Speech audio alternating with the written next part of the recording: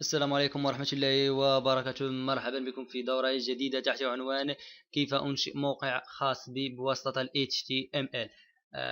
لقد سبق هناك مجموعة من الأصدقاء والأشخاص لا يعرفون أي معلومة حول كيفية إنشاء مواقع الويب. هناك فقط للتعريف هناك نوعان من المواقع: مواقع ديناميك ومواقع ستاتيك، ثابتة ومتغيرة.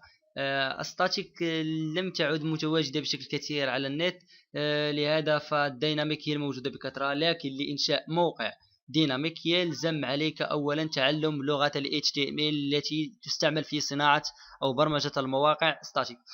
لهذا سوف إن شاء الله نتطرق إلى أساسيات لغة ال HTML في هذه الدورة، وبعد دخولنا إن شاء الله بدايتنا في دورة لغة ال PHP وإنشاء مواقع ديناميك لن نجد صعوبة. لهذا سوف نقوم بهذه الدورة. لن نستعمل إن شاء الله لن نستعمل أي برنامج مساعد مثل PHP ديزاين 8 أو 7 أو دريم ويفر أو أي برنامج كيفما كان. سوف نستعمل فقط النوت باد بلس بلس. هذا البرنامج هو الوحيد الذي سوف نستعمله. ما علينا إلا تحميل هذا البرنامج وتثبيته على الجهاز. فطريقة التثبيت جد بسيطة، ما عليك إلا الضغط على سويفون أو نيكست. بعد ذلك تيرميني أو فينيش إن كنت باللغة الإنجليزية. سوف نتطرق إلى كيف يتم إنشاء أول صفحة، وكيفية تغيير الإكستنشن من تكست إلى فورم من أجل الويب.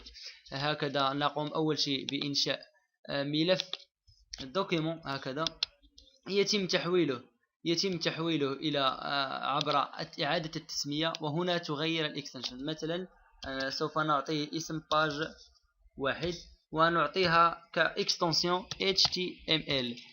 هكذا يتم تغيير الإكستنسيون، الضغط على أوكي. لقد تم تغييره كما تلاحظون. لن يفتح بالنوت باد، بعد الضغط عليه مباشرة سوف يفتح كموقع ويب. هكذا سوف يفتح كموقع ويب. الآن سوف نرى كيف يتم فتحه بواسطة النوت باد بلس بلس. عفوا، ما عليك إلى الضغط بالزر هكذا والضغط على edit with notepad هكذا، فيظهر لنا هذه الصفحة. سوف أقوم بتصغير الصفحة شيئا ما. نعم، هذه هي الصفحة الخاصة بالتكوين من أجل كتابة الأكواد ال HTML أو CSS.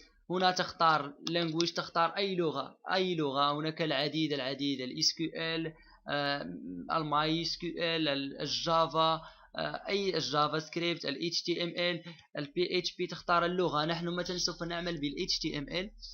نعم، فاللغة ال HTML هي لغة الوسم أو لونجاج باليز. تبدأ أول شيء بال HTML هكذا، فيتغير لونها إن لاحظتم، وتغلق. أي وسم لديه بداية ونهاية كما تلاحظون.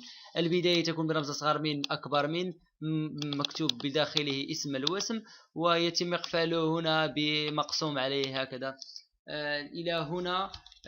إلى هنا نشكركم على حسن تتبعكم لأول درس من دورة ال HTML.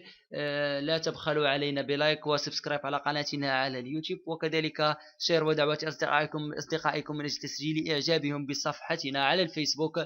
شكرا على حسن تتبعكم.